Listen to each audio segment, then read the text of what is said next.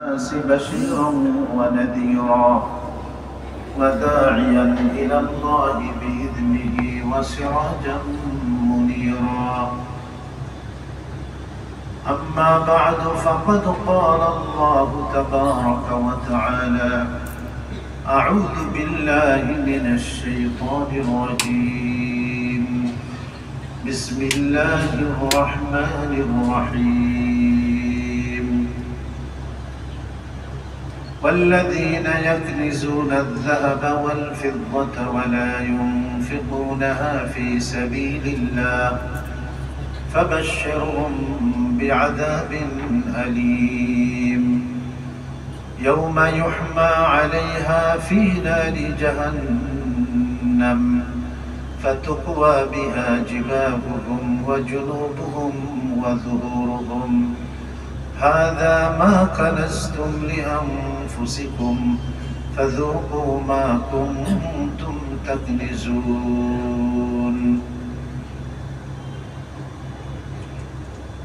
وقال رسول الله صلى الله عليه وسلم: من آتاه الله مالا فلم يؤد زكاته مثل له ماله يوم القيامة شجاعا أقرعا له زبيبتان فيأخذ بشدقيه ويقول: أنا مالك وأنا كنزك، أو كما قال رسول الله صلى الله عليه وسلم: صدق الله مولانا العظيم وصدق رسوله النبي الكريم، ونحن على ذلك من الشاهدين والشاكرين، والحمد لله رب العالمين.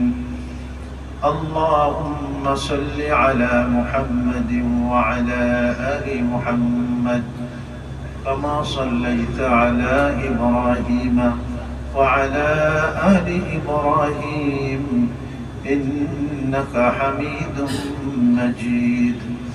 اللهم بارك على محمد وعلى آل محمد كما باركت على إبراهيم وعلى آل إبراهيم إنك حميد مجيد. সম্মানিত মুসল্লিয়ান কিরাম, রোজাদার ভাইরা, উপস্থিত দিন দরদ ইসলাম প্রিয় বন্ধুগণ, মহান আল্লাহ পাকের অসংখ্য মেহেরবানি যে আজকে 13 রমজান, দ্বিতীয় জুমা আজকে রমজান মাসে। তো আল্লাহ সুবহানাহু ওয়া তাআলা রোজা অবস্থায় আমাদিগকে সুস্থ অবস্থায় জুমার নামাজ আদায় করার জন্য তার ঘরে আসার তৌফিক দিয়েছেন। এজন্য আল্লাহর দরবারে শুকর আলহামদুলিল্লাহ। তিনি আমাদিগকে মুসলমান বানিয়েছেন। আমাদের প্রিয় নবীজি সরওয়ারে কায়নাত সৈয়দুল মুরসালিন ওয়াল আম্বিয়া তাজদারে মদিনা মুহাম্মদুর রাসূলুল্লাহ সাল্লাল্লাহু আলাইহি ওয়াসাল্লামের উম্মত হিসাবে তিনি আমাদিগকে দুনিয়াতে প্রেরণ করেছেন। তো এই জন্য আল্লাহর অসংখ্য শুকর যা আমরা আদায় করে শেষ করতে পারবো না। এই দেখলাম একটা জানাজা এই আসার সময় গাড়ির মধ্যে লাশবাহী গাড়ির মধ্যে। তো হয়তো নামাজের পরে আমরা জানাজা পড়বো। তো না জানি আমার জানাজা কবে পড়া হবে, এই কথাটা আমাদের বারবার চিন্তা করা দরকার। এই জন্য আমি ওই শেরটা পড়ি। একজন আরবি কবি বলেছেন: ইদা হামালতা ইলাল কুবুরি জানাজাতান, ইদা হামালতা ইলাল কুবুরি জানাজাতান ফা'লাম বিআন্নাকা বা'দাহা মাহমুলু।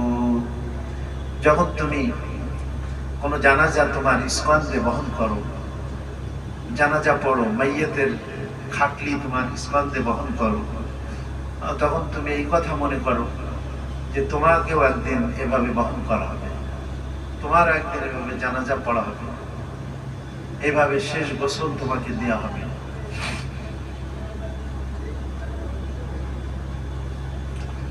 এজন্য এই কথাটা আমাদের বারবার হৃদয় পটে, হৃদয়ের গহীনে গেঁথে রাখা উচিত যে আমাকে চলে যেতে হবে এখান থেকে। কিন্তু শয়তান আমাদিগকে ভোলায় রাখে আখিরাত থেকে, আল্লাহ থেকে। বলে না, আরে তুই তো অনেকদিন বাঁচবি। এই জন্য সূরা তাকাসুর বেশি বেশি করে পড়া উচিত। আলহাকুমুত তাকাসুর, প্রাচুর্য মানুষকে ভোলায় রেখেছে। কিন্তু কতদিন তুমি ভুলে থাকবে? হাত্তা যুরতুমুল মাকাবির, কবরে যাওয়ার পর্যন্ত। আমাদের সবাইকে তো কবরে যেতে হবে, আল্লাহর কাছে হাজির হতে হবে। কুল্লু নাফসিন যায়িকাতুল মাউত, ইহা হাম সব মুসাফির হ্যায়, ওহি আখির ঠিকানা, কোই আগে রওয়ানা হ্যায়, কোই পিছে রওয়ানা। এজন্য আল্লাহর সামনে একদিন আমাদের সবাইকে দাঁড়াতে হবে, আল্লাহর সামনে মুখ দেখাতে হবে। আমি কি নিয়ে যাব এখান থেকে? কি সংগ্রহ করেছে? আমার পুঁজি কি? দুনিয়াতে তো অনেক পুঁজি বানিয়েছি, বাড়ি বানিয়েছি, ফ্যাক্টরি বানিয়েছি, জায়গা জমি আছে, অনেক কিছু করেছি, কিন্তু একটাও কি মানুষের সাথে যাবে? তা তো যাবে না। মানুষের সাথে তার নেক আমল যায়, তার ঈমান যায়, তার আকীদা যায়, তার আখলাক যায়, তার আচার আচরণ মানুষের সাথে যায়। এজন্য এক হাদিসে নবীজি বলেছেন, ইন্নাল্লাহা লা ইয়ানজুরু ইলা সুওয়ারিকুম, আল্লাহ তোমাদের সূরত দেখেন না, আকৃতি দেখেন না, সুন্দর চেহারা দেখেন না, ওয়া আমওয়ালিকুম, মাল সম্পদ দেখেন না, ওয়ালাকিন ইয়ানজুরু ইলা কুলুবিকুম ওয়া আমালিকুম, আল্লাহ দেখেন তোমাদের হৃদয় এবং তোমাদের আমাল, অ্যাক্টিভিটিস, কাজকর্ম। এজন্য যারা আমরা আমলকে সুন্দর করতে পারবো, আমাদের আখলাক, মুআমালা, মুআশারা, আচার ব্যবহার, চাল চলন, কথাবার্তা, তো আল্লাহ পাকের কাছে সেই প্রিয় হবে। এজন্য সূরা হুজরাতের শেষে আল্লাহ সকল মানুষকে লক্ষ্য করে, ইয়া আইয়ুহান নাস, হে দুনিয়ার সকল মানুষেরা, ইন্না খালাকনাকুম মিন যাকারিন ওয়া উনসা, একজন পুরুষ আর একজন নারী থেকে তোমাদেরকে সৃষ্টি করেছে। মা বাবা হতে পারে, অথবা আদম আলাইহিস সালাম, হাওয়া আলাইহিস সালাম, ওনারাও হতে পারেন। ওয়াজআলনাকুম শুউবান ওয়া ক্বাবাইলা, তোমাদেরকে বিভিন্ন গোত্র খানদানে বিভক্ত করেছে। পৃথিবীর বিভিন্ন স্থানে আল্লাহ আমাদেরকে ছড়িয়ে, ওয়াবাসসা মিনহুমা রিজালান কাসীরান ওয়া নিসা। এই যে বিবাহের সময় খুতবার মধ্যে আয়াত পড়া হয় সূরা নিসার একেবারে প্রথম দিকে, যে অসংখ্য মানুষকে আল্লাহ পৃথিবীতে ছড়িয়ে দিয়েছে, বিভিন্ন রঙের, বর্ণে, বিভিন্ন চেহারা, সুরাত, আকৃতির, লিতাআরাফু, তোমাদের পরিচয়ের জন্য। তবে শুনে রাখো, আল্লাহ অত্যন্ত গুরুত্বপূর্ণ কথাটা বলছেন, ইন্না আকরামাকুম ইনদাল্লাহি আতকাকুম,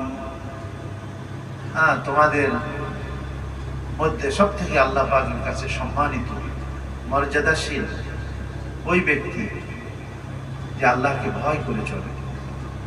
এই রমজান আসছে কিন্তু আতকাকুম, এই যে মুত্তাকি হওয়ার জন্য।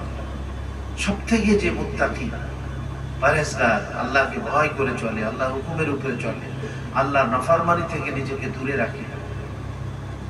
যে ছেলেটা আমার কথা মতো চলে, আমার 3জন ছেলে আছে, তো যে আমার কথা মতো চলে, আমার সন্তুষ্টি রক্ষা করে চলে, সেই না আমার কাছে কি প্রিয়। ফতোয়া আসছে একটা আমাদের মাদ্রাসায়, কি যে তার কয়েক ছেলে, এক ছেলে তো তার বিদ্রোহ করে, কষ্ট দেয়, তো বেঁচে থাকতেই সে সম্পদ বন্টন করে যেতে চায়। ওই ছেলেকে সে বঞ্চিত করতে পারবে কিনা?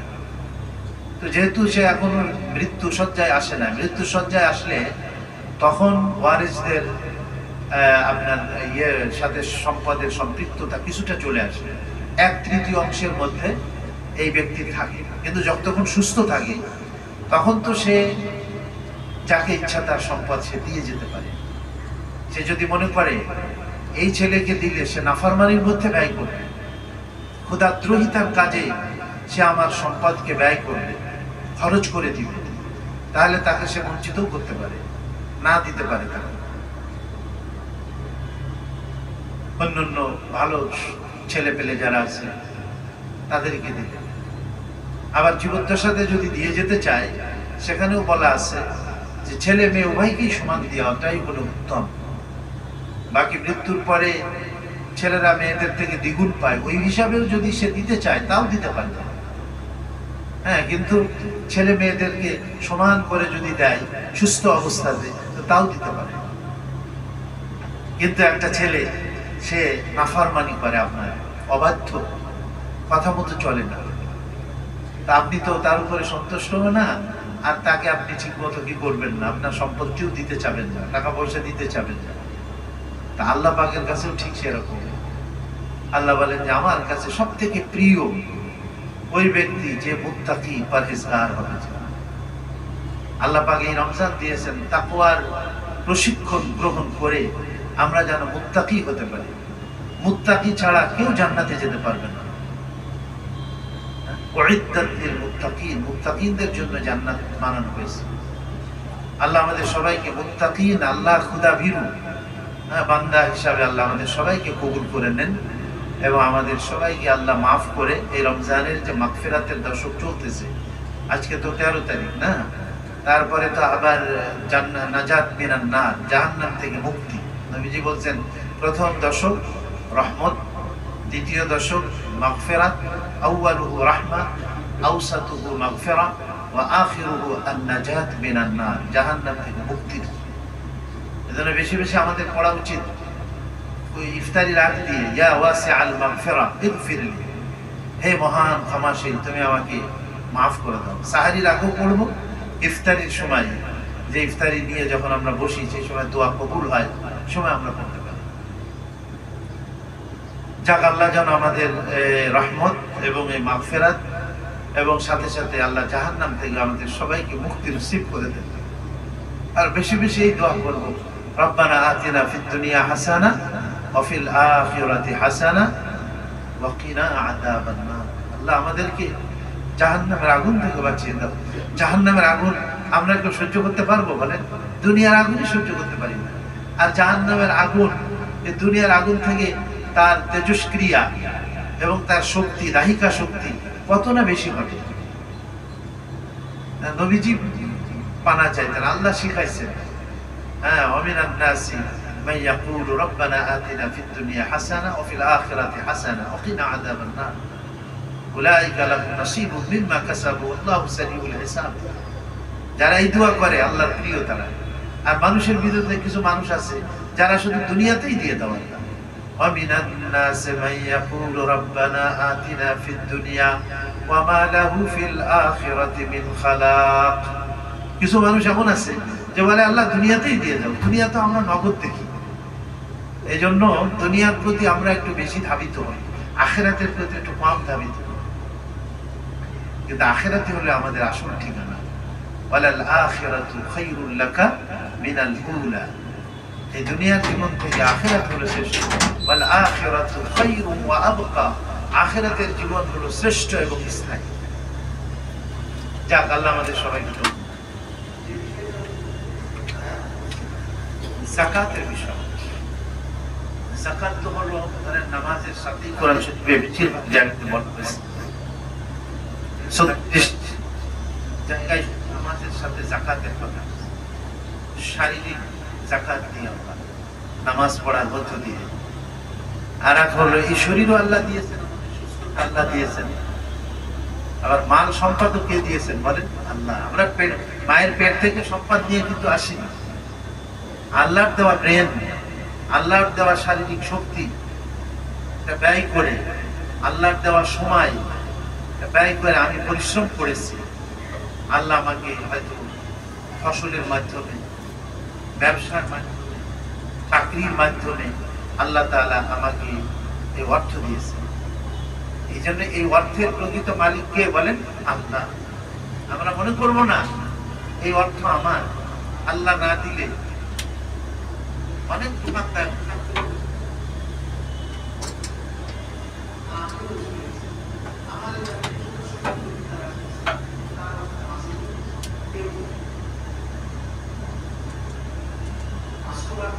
দিলের মধ্যে যে এই কথাটা দিয়ে দেওয়া, এই কথাটা কাস্টমারদের দিলের মধ্যে এসে যাওয়া, যেন এই দোকানে চলো, এই মনোভাবটা কে সৃষ্টি করে দেয় বলেন? আল্লাহ। আবার দেখেন মানুষের বিভিন্ন প্রয়োজন, এটা তো আল্লাহ সৃষ্টি করেছে। আবার এই সমস্ত মানুষকেও আল্লাহ বলে দিয়ে যায় তুমি জুতার দোকান দাও, পাবলিকের জুতার প্রয়োজন হবে, এই তুমি কাপড়ের দোকান দাও, এই কাপড়ের প্রয়োজন, এই তুমি স্বর্ণ অলংকারের দোকান দাও, স্বর্ণ অলংকারের প্রয়োজন হবে। সব আমাদের যত প্রয়োজনাবলী আছে এক একজন এক একটা খুলে বসে রয়েছে। এর জন্য কি কোনো কনফারেন্স হয়েছে? না, সেখানে হিসাব করা হয়েছে যে না তুমি এই দোকান খোলো, এই করো। এটা আল্লাহ পাকের একটা সৃষ্টিগত সিস্টেম আল্লাহ তাআলা মানে।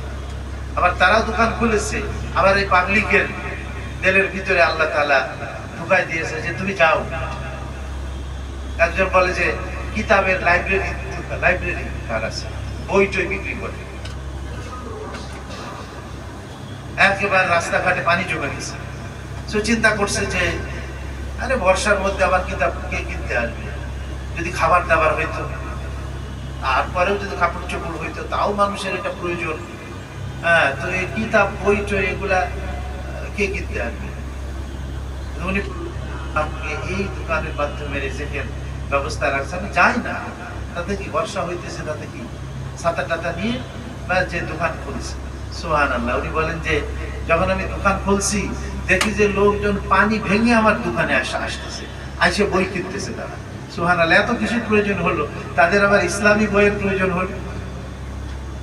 আল্লাহ দিয়ে দিয়েছে তাদের দিলের ভিতরে, প্রয়োজনটা আল্লাহ সৃষ্টি করে। আমি যে ব্যবসা করে আমি যে গেইনার হচ্ছি, লাভবান হচ্ছি, এই লাভবান আসলে কে করতেছেন বলেন? আল্লাহ।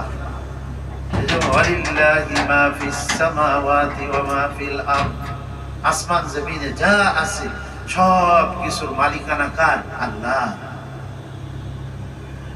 এই জন্য ফরিদউদ্দিন আত্তার রহমতুল্লাহ আলাইহি আমি শেরটা পড়ে থাকি, ই আমানত চন্দে রোজা নজদে মাস্ত, ই আমানত চন্দে রোজা নজদে মাস্ত, در حقیقت مالک ہر شے خداست।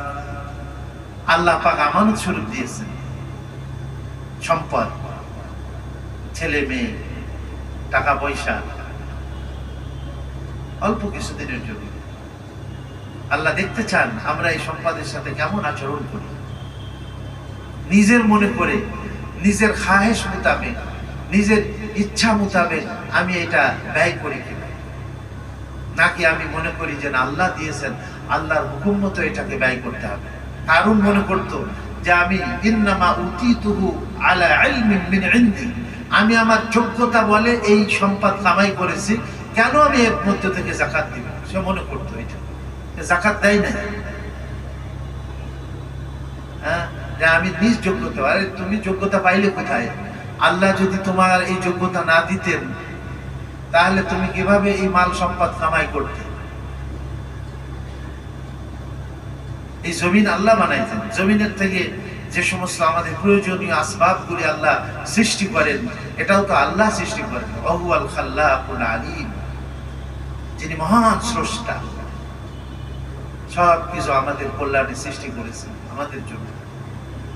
আল্লাহ যদি বলতেন এইটা, দেখেন যে ঠিক আছে তোমরা 2.5% রাখো আর 97.5% না আমার জন্য দিয়ে দাও, তবুও তো মনে হয় এটা কি অন্যায় হতো না, এটা ইনসাফ হতো, কারণ সবই তো আল্লাহ। কিন্তু আল্লাহ যেখানে বলছেন আরে তুমি 97.5% রাখো আর আমাকে কতটুকু দাও? 2.5% দাও। তারপরেও যদি আমরা বখিলি করি, কৃপণতা করি, তাহলে এটা আমাদের জন্য হতভাগ্য, আমি চরম হতভাগ্য। এজন্য এক হাদিসে নবীজি বলেছেন, কয়েকটা জিনিস কসম করে বলছেন, আমি কয়েকটা জিনিসের উপরে কসম করতেছি। তার মধ্যে 1 নম্বরে কসম করছেন আল্লাহি, আল্লাহর কসম করে বলছেন, মা নাকাসা মালু মিন সাদকাতি, সাদকা দ্বারা, সাদকার মধ্যে নফল সাদকা হতে পারে বা ফরজ যেটা আমরা যাকাত বলি এটাও সাদকা, এটা হতে পারে। এর দ্বারা মালের কম হয় না, সম্পদ কমে না।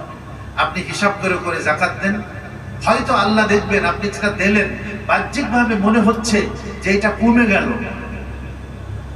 কিন্তু দেখবেন যে আল্লাহ অন্য কোনো সোর্স থেকে আপনাকে দিয়ে দিয়েছেন, আপনি বুঝতেও পারেন না।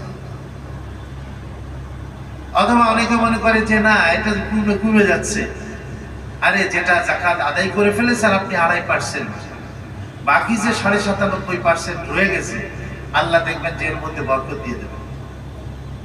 বরকতের মালিক কে বলেন? আপনি কিছুই দিলেন না আল্লাহর জন্য, অনেক টাকা কামাই করলেন, দেখবেন যে আজকে আপনার স্ত্রীর এই প্রবলেম, আজকে ছেলের এই প্রবলেম, তাকে গেলেন ওই হসপিটালে নিয়ে, আপনার টেস্টেই চলে গেল লাখ লাখ টাকা চলে গেল টেস্টের মধ্যে। তা আপনি যা কামাই করে আনলেন সবই ওই টেস্টের মধ্যেই দিয়ে দেওয়া লাগবে, তাহলে কি হলো বলে? আর একজন লোক কম কামাই করলো কিন্তু সে হালাল মতো যাকাত দিয়েছে, হ্যাঁ, সে 2.5% দিয়ে দিয়েছে, গরিব ফকির মিসকিন আত্মীয় স্বজন যাদের দিতে হয় যাকাতে তাদেরকে দিয়ে দিয়েছে। এখন এই যে 97.5 ভাগ আপনার রয়ে গেল, এটা স্বচ্ছ হয়ে গেল। যাকাত মানে কি? আমরা জানি যাকাত, যাকাত শব্দের অর্থ হলো পবিত্র হওয়া। আকিমুস সালাতা ওয়া আতুজ যাকাত, তোমরা নামাজ কায়েম করো আর যাকাত দাও। ওয়া আকরিদুল্লাহা কারদান হাসানা, এবং আল্লাহকে কর্জে হাসানা দাও, উত্তম কর্জা দাও আল্লাহকে। উত্তম কর্জা কি? যেটা আল্লাহ বলছেন ওয়ামা তুকদ্দিমু লিআনফুসিকুম মিন খাইরিন তাজিদুহু ইনদাল্লাহ ওয়া খায়রান ওয়া আ'যামা আজরা, যা তোমরা আল্লাহর জন্য ব্যয় করতেছো জেনে রাখো আল্লাহ এটা তোমাদেরকে ফেরত দিয়ে দেবেন। আর শুধু ওই পরিমাণ ফেরত দেবেন না, ওয়া খায়রান ওয়া আ'যামা আজরা, বিশাল এটাকে বাড়িয়ে অনেক গুণে বৃদ্ধি করে আল্লাহ তোমাকে এইটা কি করবেন? ফেরত দিয়ে দেবেন আল্লাহ তোমাকে। তা আল্লাহর দেওয়া সম্পদ দিতে আমি কেন এটা বখিরি করব? কেন আমি কৃপণতা করব? যাকাত দিলে যেমন বাকি মালটা পবিত্র হয়, আমাদের অন্তরটাও কিন্তু পবিত্র হয়। বের করে যেন যাকাতকে মালের ময়লা বলা হচ্ছে। নবীজির বংশধর যারা, তাদের জন্য যাকাত জায়েজ নাই।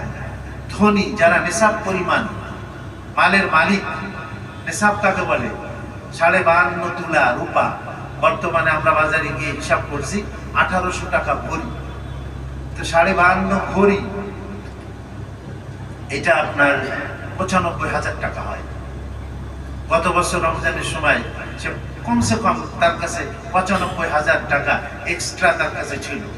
এখনো রমজানে এই পয়লা রমজানে ধরেন সে যাকাতের হিসাব করে, এখনো তার কাছে কমের পক্ষে যেটা যাকাতের সর্বনিম্ন নিসাব যেটা, এই পরিমাণ তার কাছে আছে। বছরের মাঝখানে বাড়ছিল বা কমছে, বা গতবার যা ছিল এখন আরো বৃদ্ধি পেয়েছে, তার কাছে কয়েক লাখ টাকা হয়ে গেছে বা কয়েক কোটি টাকা হয়ে গেছে। কিন্তু গত বছরও রমজানের তার নেশাব পরিমাণ ছিল, এখনো তার কাছে নেশাব পরিমাণ বাইরের থেকে বেশি আছে। তার এই লোকটার সম্পদের উপরে কি আসবে? তার যাকাত ফরজ।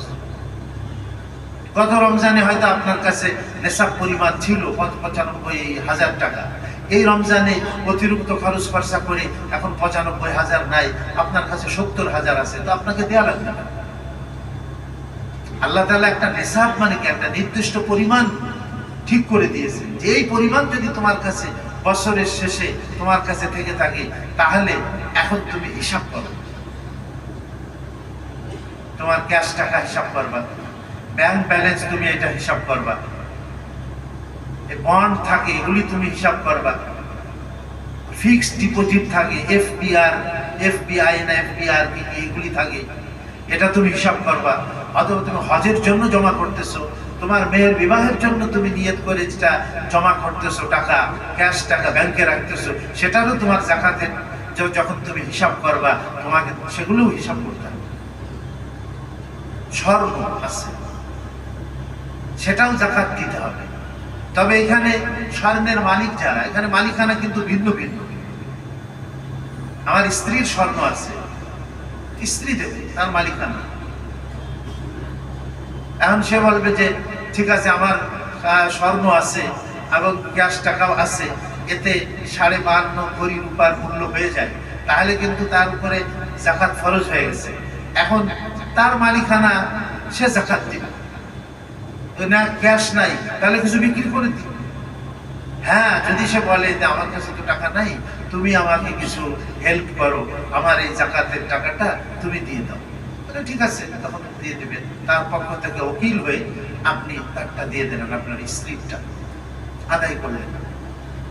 এটা জরুরি না যে ওই দুইটা একসাথে হিসাব করতে হবে। তার মালিকানার হিসাব ভিন্ন হবে, আপনার মালিকানার হিসাব কি হবে, ভিন্ন হবে। আপনার কি কি আছে, ক্যাশ টাকা আছে, আপনার ব্যবসায়িক সম্পদ আছে, হ্যাঁ, আর কি আছে, আপনার স্বর্ণ চাঁদি যদি কোনো পুরুষের ব্যবহার করা তো আমাদের নাই, জায়েজ নাই পুরুষের জন্য, কিন্তু এটা কারোর স্টকে থাকতে পারে। বাকি নাবালেগ যারা, ছেলে হোক অথবা মেয়ে হোক, নাবালেগ যারা, তাদের উপরে শরীয়তের হুকুম বর্তায় না। তাদের যত সম্পদই থাক না কেন, ওইটা না সে নিজে জাকাত দেবে, না তার পিতা জাকাত দেবে। তাদের উপরে শরীয়তের হুকুম এখনো ফরজ হয়নি। এই জন্য নাবালেগ বাচ্চাদের এই জন্য জাকাত ফরজ হওয়ার জন্য বালেগ হওয়া শর্ত, সুস্থ হওয়া শর্ত। দেমাগ পাগল একটা লোক, মাথা খারাপ, তার যতই সম্পদ থাক, তার উপরে কি আসবে না, জাকাত আসবে না। সুস্থ মস্তিষ্ক সম্পন্ন হইতে হবে, মালিকে নেশাব হতে হবে, নেশাব পরিমাণ।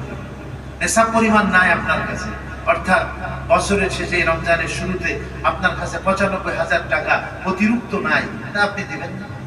দেখেন আল্লাহ কত সহজ করেছেন এটা। যেগুলি আমরা দৈনন্দিন খাইতেছি, থাকতেছি বাড়িতে, অথবা আমি কোনো আর্ন করতেছি, কামাই করতেছি যে জিনিসের মাধ্যমে, অর্থাৎ আমি একটা ফ্ল্যাট আছে আমার, বা একটা প্লট আছে যেটা দ্বারা যেখান থেকে আমি ভাড়া পাচ্ছি, তাহলে তার মূল্যের উপরে কিন্তু আল্লাহ জাকাত দিতে হবে এটা বলেন না। সেখান থেকে যেটা উৎপাদন হচ্ছে, যেটা কামাই হচ্ছে, ওইটা যদি বছরের শেষে থাকে তাহলে তার জাকাত দাও, কিন্তু তার মূল্য তোমাকে জাকাতের ওই হিসাবের মধ্যে ধরার কি নাই, প্রয়োজন নেই। আল্লাহ কত সহজ করেছে। আমি একটা গাড়ি ব্যবহার করতেছি, এই গাড়িরও জাকাত নাই, কেন? ওটা তো আমি ব্যবহার করতেছি আমার প্রয়োজন। আমি বাড়িতে থাকি, এই বাড়িরও আমার কি নাই, জাকাত নাই।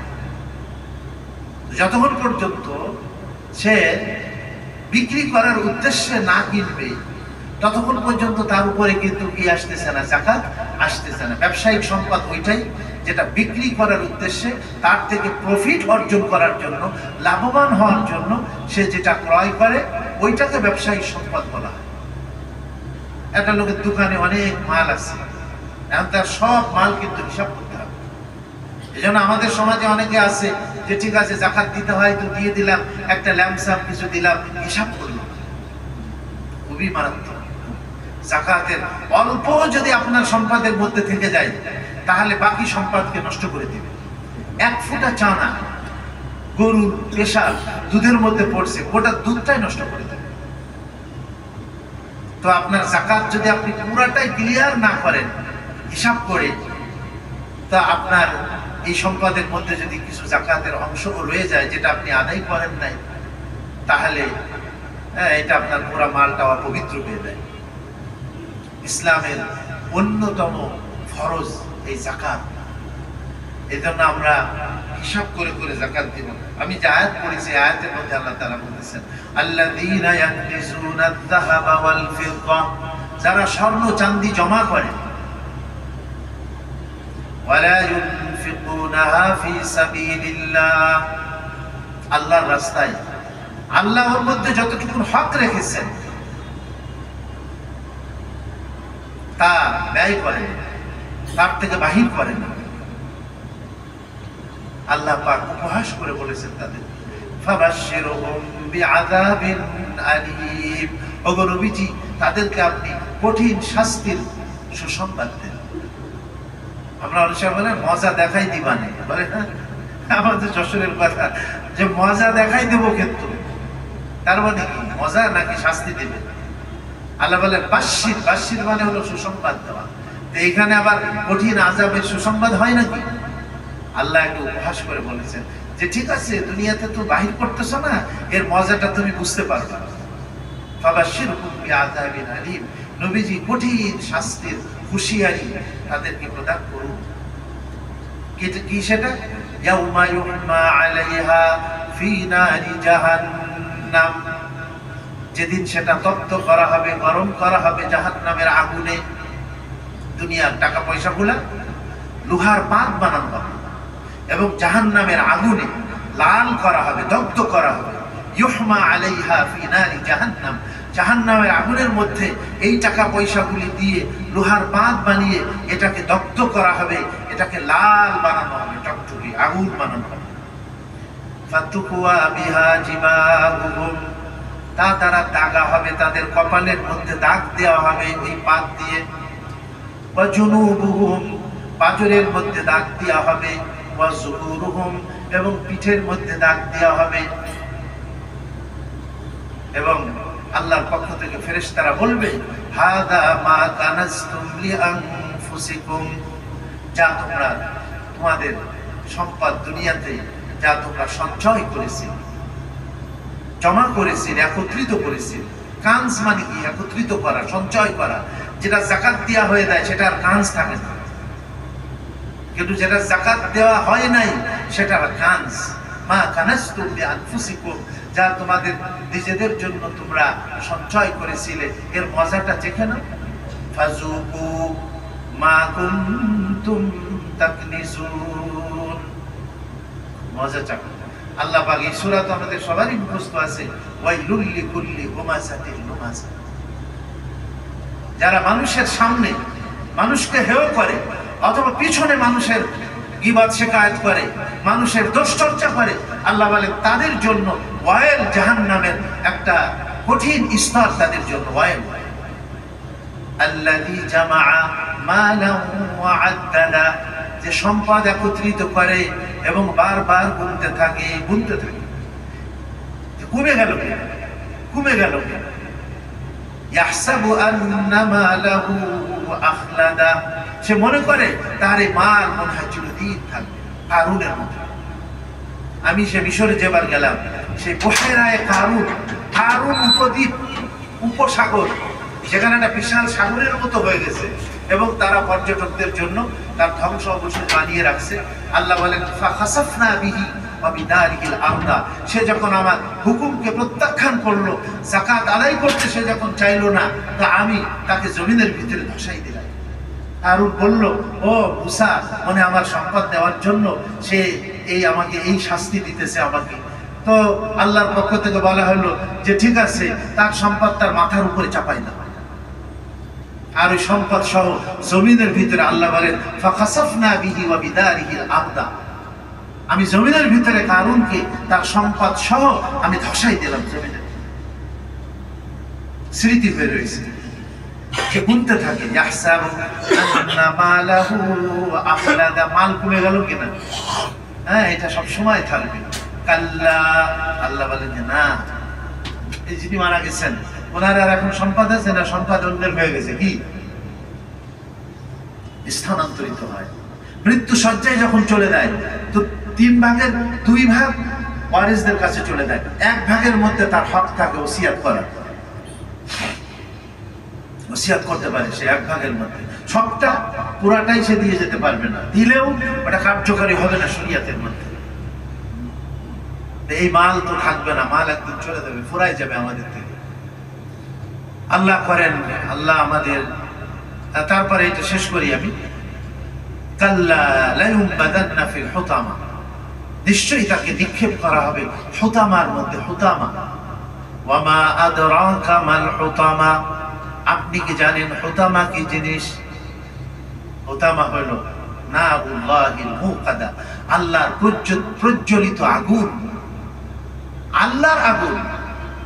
এটা কোনো বান্দা জ্বালায় না এই আগুন, যে ফায়ার ব্রিগেড এসে যে আগুন নিভাই দিতে পারে, মানুষ পানি দিয়ে যে আগুন নিভাই দিতে পারে। আল্লাহ বলেন নারুল্লাহ, আল্লাহর আগুন এটা, আল মুকাদা, যেটা জ্বালানো হয়েছে। আল্লাতী তাত্তালিউ আলাল আফইদা, শুধু শরীর পর্যন্ত পৌঁছাবে তা না, একেবারে হৃদয় পর্যন্ত, হৃদয় ধরে যাবে, অন্তর ধরে যাবে যে আগুনের তেজস্ক্রিয়া।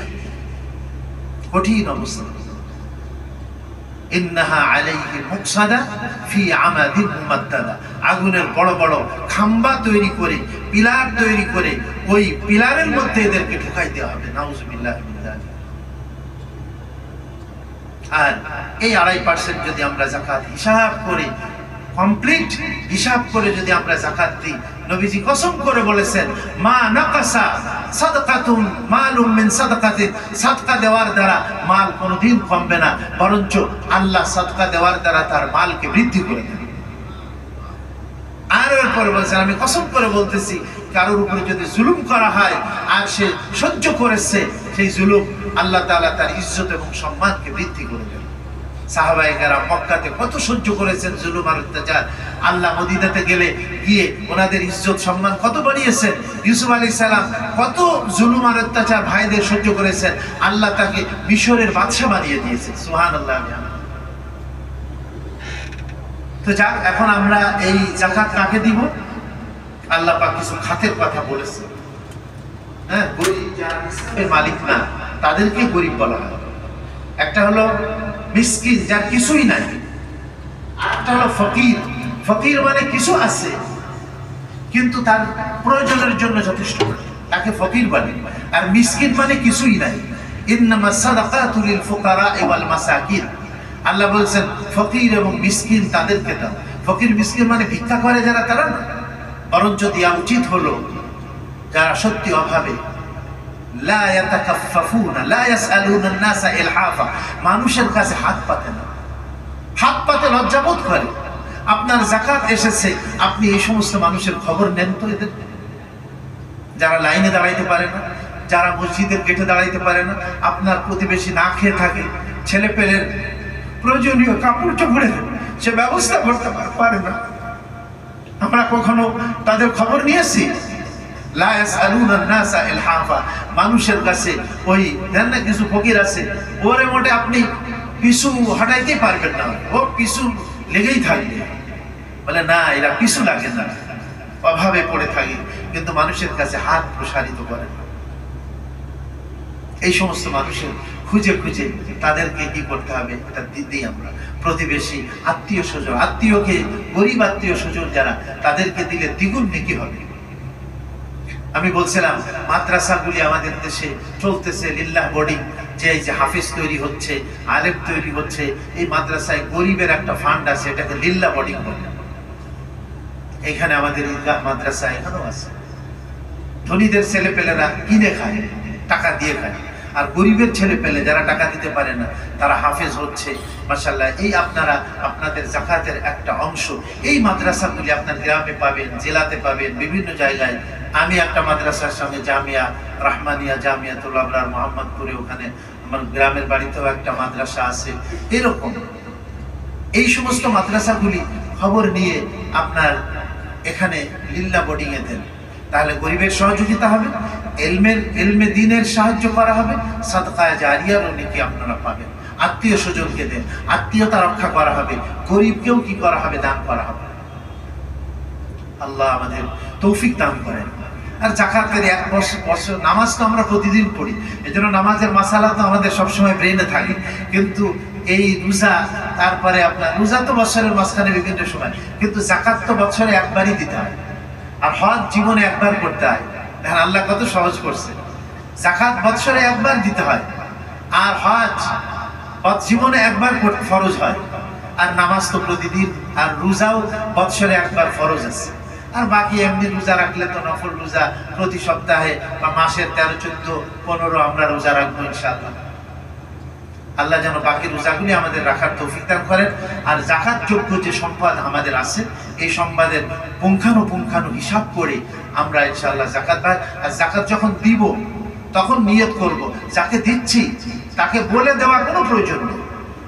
আপনি যখন দিবেন তখন মনে মনে আপনার থাকলেই হলো আমি যাকাত আদায় করতেছি, বরঞ্চ না বলাটাই ভালো গরিবের কাছে, কেননা বললে অনেকে নিবে না।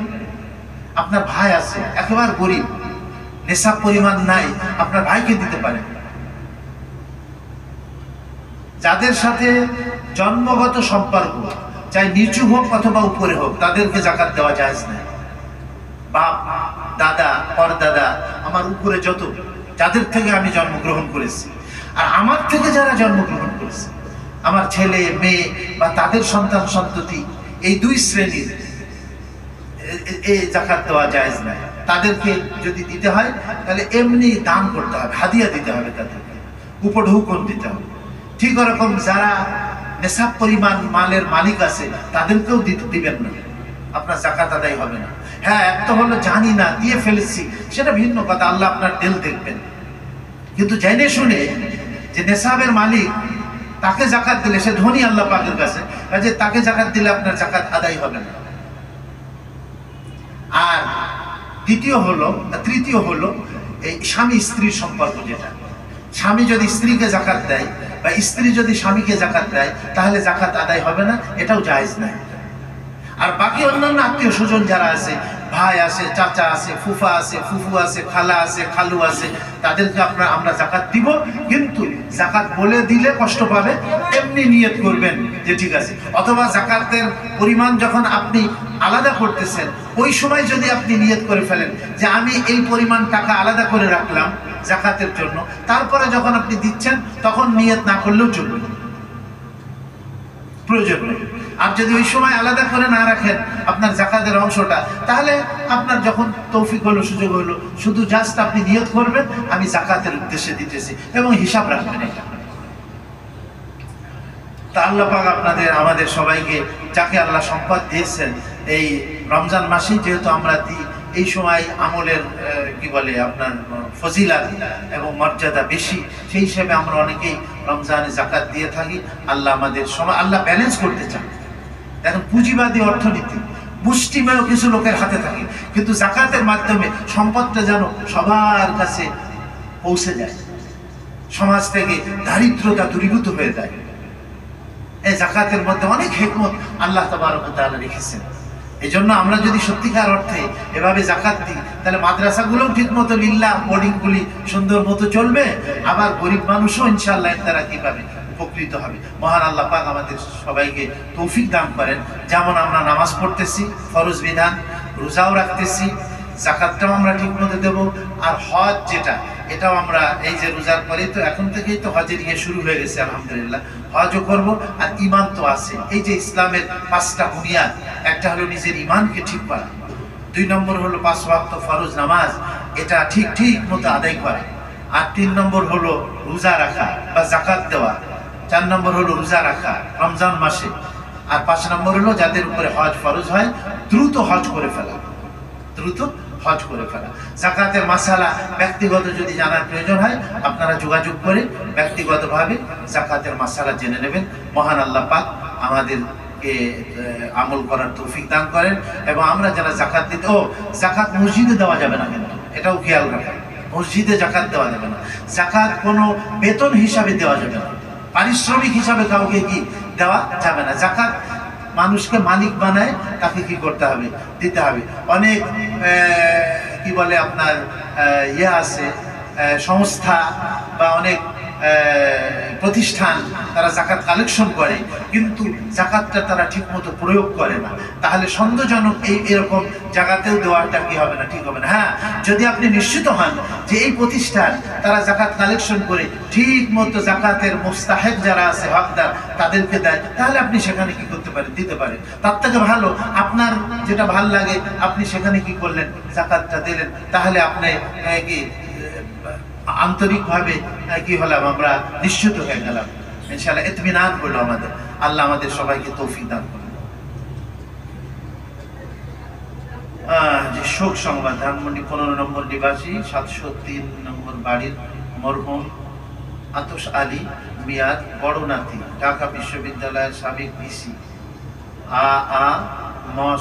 আরিফিন সিদ্দিক গতকাল রাত 10:45 ইন্তেকাল করেছেন।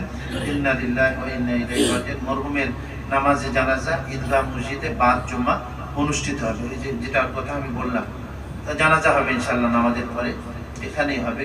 মরহুম মৌসা আরিফিন সিদ্দিক। যে আমরা সুন্নাত যাদের বাকি আছে, আমরা সুন্নাত আদায় করি।